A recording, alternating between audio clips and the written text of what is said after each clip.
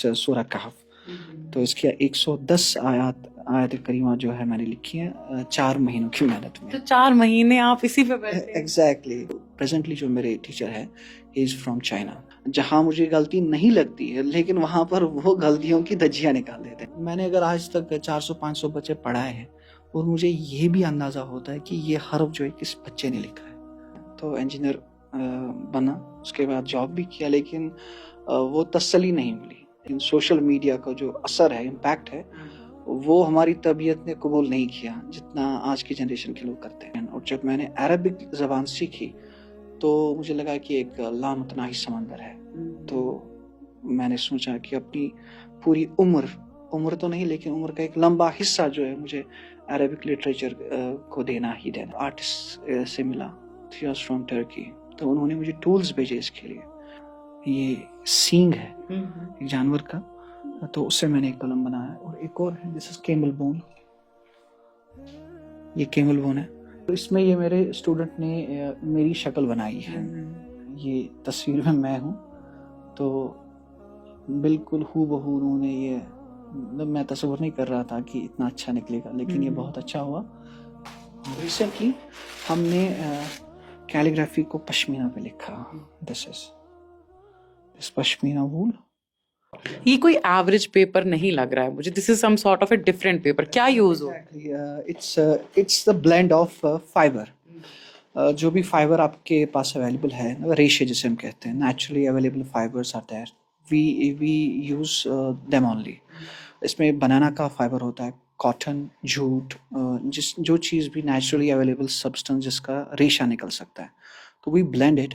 And उसके बाद एक और मरहला आता है इसमें, we need to furnish it for writing purpose, वरना it's so some sort of course, इस पे इंक जो है वो ब्लीड हो जाती है। तो इसको प्योर बनाने के लिए, फिनिशर बनाने के लिए इसको सीजन करवाना पड़ता है। पहले कोट्स करवाने पड़ते हैं विद स्टार्च, फिर देन उसके बाद जब वो सूख जाए 2-3 महीनों के अंदर, एंड देन प्रोटीन कोट, और जिसमें we have good source of protein from duck eggs. अगर डक एग्स अवेलेबल ना हो then we can use hen eggs.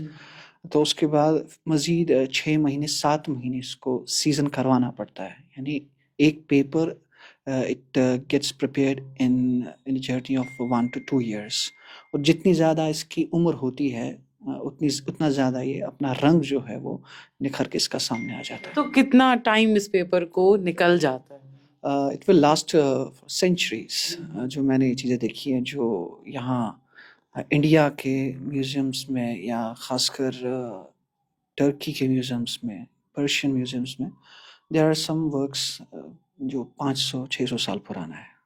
आप देख सकते हैं या आपने सुना होगा कुछ कुरान करीम यानी मुसहफ जो है, उनकी कॉपीज़ जो है, हैंड रिटन कॉपीज़, वो आज तक प्रिजर्व है उसी शक्ल में, उसी हालात में, जिनके हज़ार साल हुए हैं, 1200 साल हुए हैं। तो क्या लिखा है आपने? This is one of my favourite chapters from Quran. It's सूरह कहफ। तो इसकी 110 आयत करीमा जो है मैंने लिखी है 4 महीनों की मेहनत तो में। 4 महीने आप इसी पे बैठे हैं? एग्जैक्टली। मगर ये ऐसा लगता है कि जिस दिन शुरू किया है उसी दिन खत्म किया है। एग्जैक्टली, यही तो इसकी खासियत है, क्योंकि वी फॉलो डेफिनेट ज्योमेट्री। इसके मेजरमेंट्स जो है उसको फॉलो करने के बगैर कोई चारा नहीं है। आपको वो चीज़ फॉलो करने में उम्रें लग जाती है। एक एक हर्फ सीखने में it took me almost 2 to 3 months to learn how to draw a single letter. उसके बाद जब इनका कॉम्बिनेशन, उसके साथ भी वो मरहला गुजरा। फिर उसके बाद when I reached level of, जब तक मैं जुमले तक आऊँ या उससे पहले जो कुछ वर्ड्स कंबाइन करूँ, फिर उसके बाद जुमलों का मरहला आता है। फिर उसके बाद जब आप उतने कॉन्फिडेंट हो जाते हैं कि आप अपना वर्क जो है वो प्रोड्यूस कर पाएँ, तो ये एक बहुत लंबी जर्नी है। तो इस बीच जो है देयर आर फेलियर्स, क्योंकि ऑब्वियसली कोई शख्स ये नहीं चाहेगा कि अपनी नाकामियाँ जो है वो लोगों के सामने पेश करे, but sometimes we practice things, और उसमें कुछ गलतियाँ भी होती है, बट वी शेयर, ताकि लोगों में जो है वो एक कंसेप्ट जो है, नोशन जो है वो क्लियर हो जाए, दैट कोई भी कलम हाथ में लेकर इस चीज़ को जो है वो अप्लाई कर सकता है, अपनी ज़हानत को, ज़हीन तो है लेकिन उसके साथ साथ एक तजुर्बा होना चाहिए, एक उस्ताद की जो है पीछे से एक गाइडेंस ज़रूरी है। तो अल्हम्दुलिल्लाह मेरे कुछ असातिज़ा रहे हैं इस फ़ील्ड में, और अभी जो प्रेज़ेंटली जो मेरे टीचर हैं, ही इज़ फ्रॉम चाइना। तो अभी भी 1 महीने में 1-2 बार उनसे कॉन्टैक्ट हो जाता है just to share my works, और फिर उसके बाद जहाँ मुझे गलती नहीं लगती है, लेकिन वहाँ पर वो गलतियों की धज्जियाँ निकाल देते हैं मेरे। तो ये ज़रूरी है। तो इसी के साथ जब दूसरा, तीसरा जो अटेम्प्ट जो है, जब आप अपने टीचर को दिखाते हैं, तब उसके बाद यू गेट एक्नॉलेज्ड। तो एक लंबा सफ़र है इस चीज़ में। तो आपने कहा कि आपको जो है फिर से सीखना पड़ा ये सब कुछ। You were a student of some other you know, एक अदर बैकग्राउंड था, एक अदर जो है परस्यू करना था कुछ और, मन उसमें नहीं लग रहा था। फिर एक उम्र हो गई, उसके बाद फिर आपने सोचा कि नहीं अब कुछ और सीखना है। ये कितना डिफिकल्ट था खुद को कन्विंस करना, अपनी फैमिली को कन्विंस करना? बिल्कुल। चूँकि मेरा जो फ़ील्ड है, इट्स साइंस फ़ील्ड, तो जिसमें मुझे फ़िज़िक्स और केमिस्ट्री और मैथमेटिक्स से बहुत ज़्यादा लगाव था। तो यही वजह है कि I opted engineering without any counselling, ठीक है? तो ऑप्शंस तो 2 ही होते थे मेरे ख़्याल से उस वक़्त। PCB, PCM. बस डॉक्टर या इंजीनियर बनना है, तो इंजीनियर बना, उसके बाद जॉब भी किया, लेकिन वो तसल्ली नहीं मिली। इसके साथ-साथ अल्लाह का करम है, माहौल का असर जो है वो एक इंसान पे रहता ही है, और जो दोस्त वग़ैरह होते हैं उनकी सोहबत का असर तो रहता है। और जब हम परवान चढ़ रहे थे, तो तब हमारा रुझान मोबाइल फ़ोन्स की तरफ ज़्यादा नहीं था। स्मार्टफ़ोन्स नए-नए आए थे वजूद में, लेकिन सोशल मीडिया का जो असर है, इम्पैक्ट है, वो हमारी तबीयत ने कबूल नहीं किया, जितना आज की जनरेशन के लोग करते हैं। तो यही वजह है कि हमारा हमारा जो कनेक्शन था, इट वाज़ जो मज़बूत सोशल फैब्रिक था। तो उसमें कुछ मेरे दोस्त ऐसे भी थे, सीनियर थे भी मुझसे, और छोटे भी थे, ज़्यादातर सीनियर थे, जिनकी गाइडेंस से मैं लिटरेचर की तरफ आया। तो Urdu literature and then English and then Persian, और जब मैंने अरबिक ज़बान सीखी, तो मुझे लगा कि एक लामतनाही समंदर है। तो मैंने सोचा कि अपनी पूरी उम्र, उम्र तो नहीं लेकिन उम्र का एक लंबा हिस्सा जो है मुझे अरबिक लिटरेचर को देना ही देना है। तो आज तक कम से कम 10-11 साल हो गए हैं। तो इस अरसे में मैंने अरबिक लिटरेचर का एक कुछ हिस्सा मैं कहूँगा कि मैंने पढ़ा, और फिर जब इसको पढ़ने के बाद इसकी तारीख पर भी जब हम आते हैं अरबियों की, तो फिर मैंने देखा इनके आर्ट में जो सबसे प्रोफाउंड आर्ट है, the most celebrated art is calligraphy. तो वो ज़रिया बना, और एक और ज़रिया बना इस चीज़ के लिए, वो एक लेडी थी, शी वाज़ फ्रॉम यरूशलेम, फ़लस्तीन। तो शी इज़ राइट नाउ वो कुरान की टीचर है। She is a professor of तफसीर at International Islamic University of Malaysia. तो she is my contact, like motherly figure. तो एक दिन इन्होंने देखा कि I am writing something good, तो she suggested me you should take this as your career. तो मैं उस वक़्त जो है वो कुछ ये चीज़ें रिलेट नहीं कर पाया कि this thing as career in Kashmir. तो ये मुझे लगा ये कुछ बोल रही है, पता नहीं, इग्नोर कर दिया मैंने कुछ अरसे तक। लेकिन फिर उसके बाद कंटिन्यूअसली उन्हीं की मेहरबानियों से, उन्हीं की दुआओं से, उनके ज़रिए मैं एक और आर्टिस्ट से मिला, शी वाज़ फ्रॉम टर्की।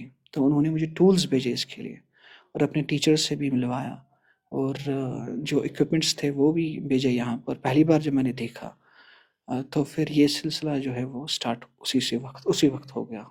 तो आप कहते हैं कि this is more of in science than art. Exactly. Some things, some portion of this art is science, क्योंकि हमें बच्चों को सिखाना है। इसमें जो है, जैसे मैंने अभी अर्ज़ किया कि एक we follow a definite geometrical pattern, वो चीज़ें जो है बच्चों को सिखानी होती है। फिर उसके बाद जो आर्ट का पहलू है, वो एक फ़नकार की क्रिएशन है, उनका how how they pick up things, फिर उसके बाद हाउ दे क्रिएट, एक दूसरा पहलू है। तो आर्ट में there are both things, science as well as art.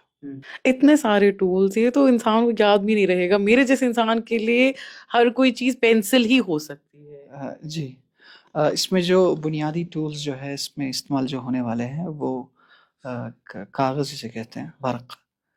Actually work जो है, ये कागज़ से थोड़ा डिफरेंट है। वर्क जो है it's not treated with acid या सिंथेटिक नहीं होता, ठीक है। जैसे मैंने अभी इससे पहले अर्ज़ किया, it's a natural blend of naturally available fibres. फिर उसके बाद ब्लेंड करना एक प्रोसेस से गुजरना जो सदियों से जो है वो करते आए हैं। जैसे पानी में उसका पल्प जो है वो निकालना, फिर पानी छीनना उससे, और फिर दबाव के तहत इसका जो साइज़ है और इसकी जो थिकनेस है वो मेंटेन करना, वो एक बिल्कुल वही प्रोसेस है जो सदियों से करते आए हैं। उसके बाद जो अहम चीज़ है वो है इंक। ये जो इंक है आपने अभी देखी, these are also these are plant based inks.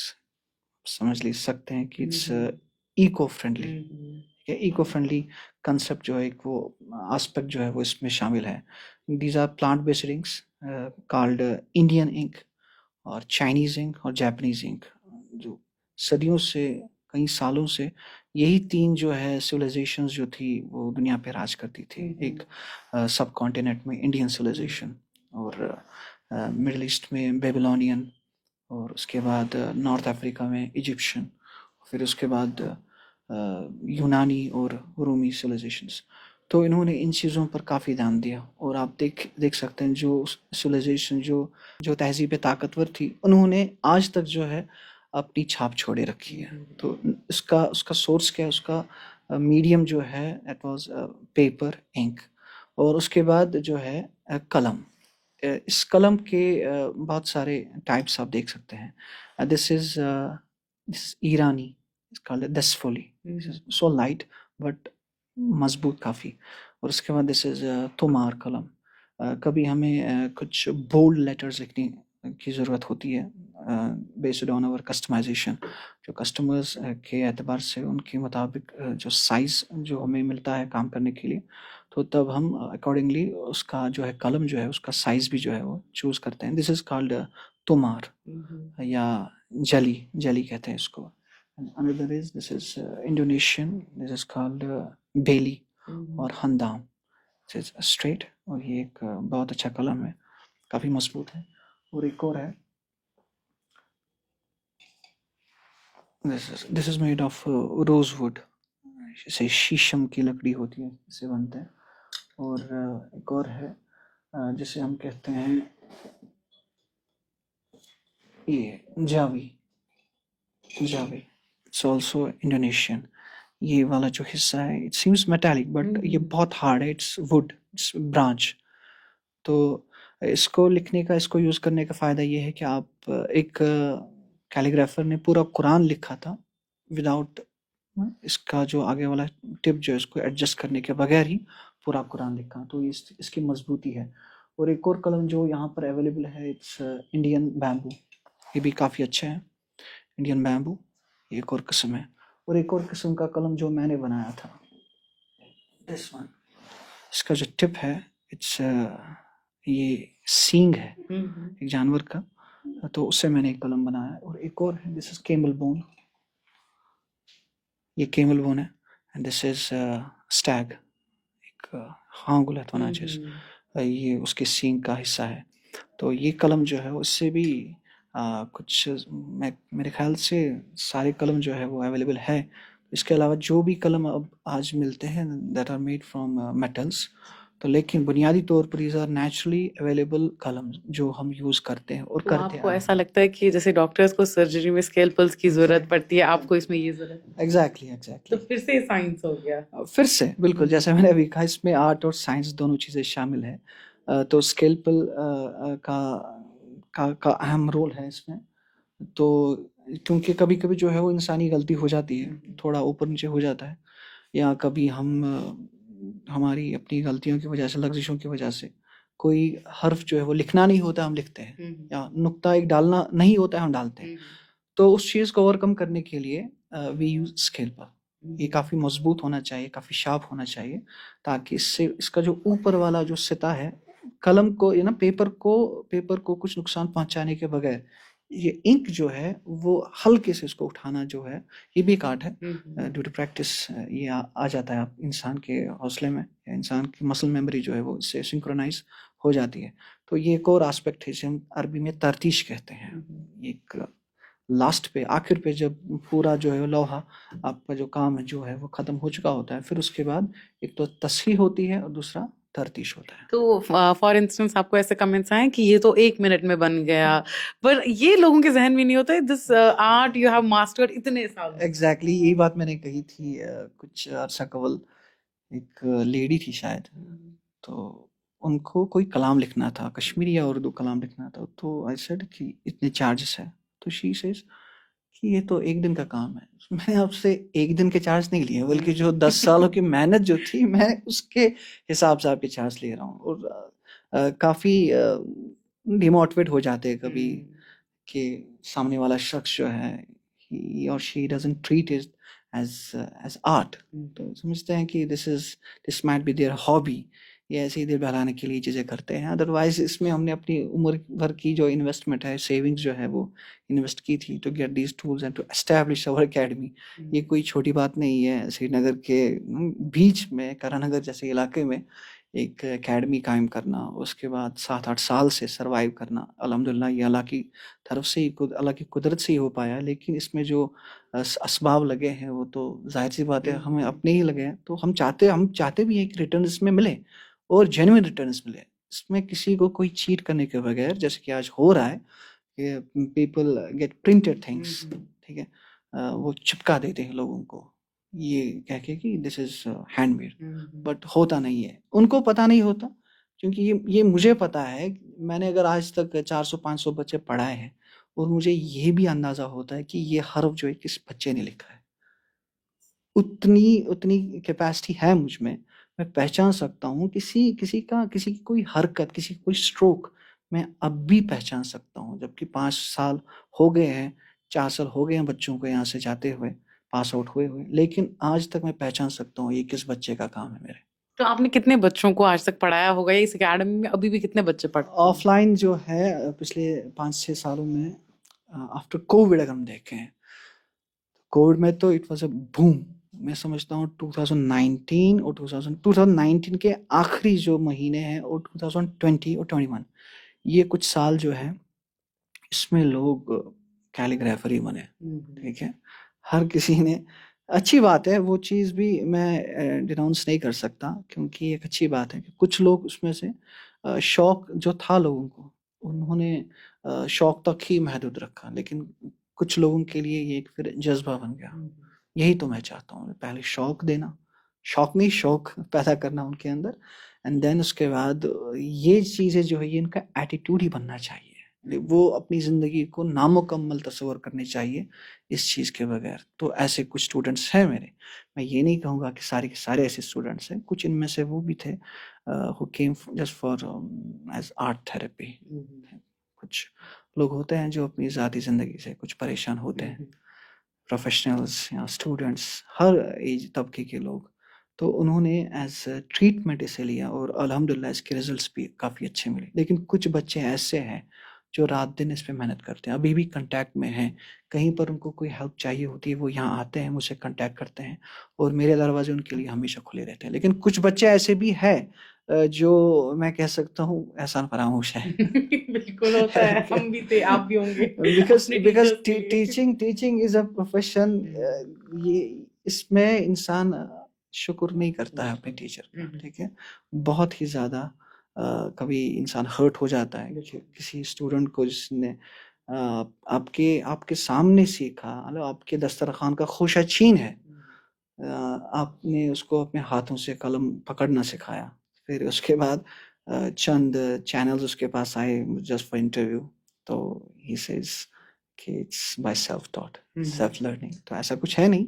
तो मैं बार बार यही कहता हूँ जब भी मुझे कोई ऐसा शख्स मिलता है who says I am self taught, मैं इग्नोर कर देता हूँ शख्स को।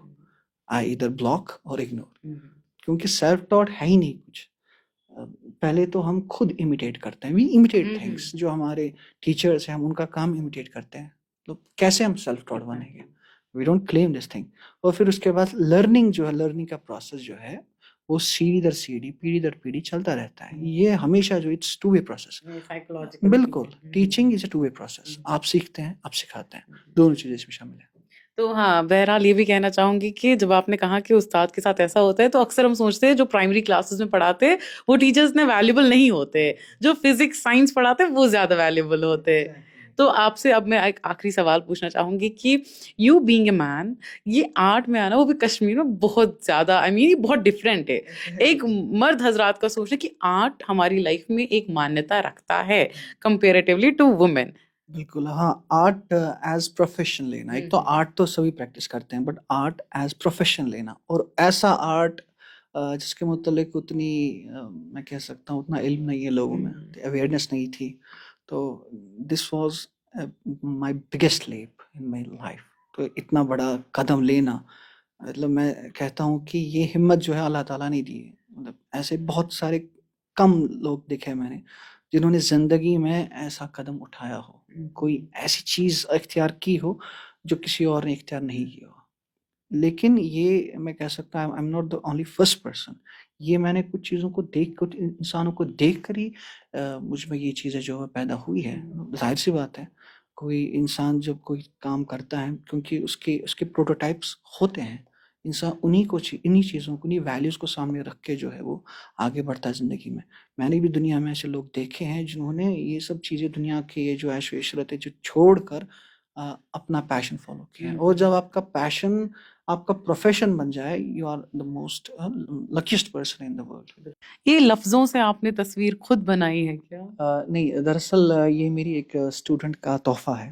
तो जब उन्होंने ये वाला स्क्रिप्ट सीखा था, इट्स कॉल्ड विसाम, विसाम स्क्रिप्ट। ये मॉडर्न कैलीग्राफी में यूज़ होता है for logo designing, logo making और जो भी इंटरनेशनल ब्रांड्स है, जब वो अपना सेटअप करते हैं अरबिक कंट्रीज़ में, तो वहाँ वो अरबिक के ज़रिए ही अरबिक में ही अपने लोगोज़ लिखते हैं, लाइक मैकडॉनल्ड्स, ठीक है? Like this thing.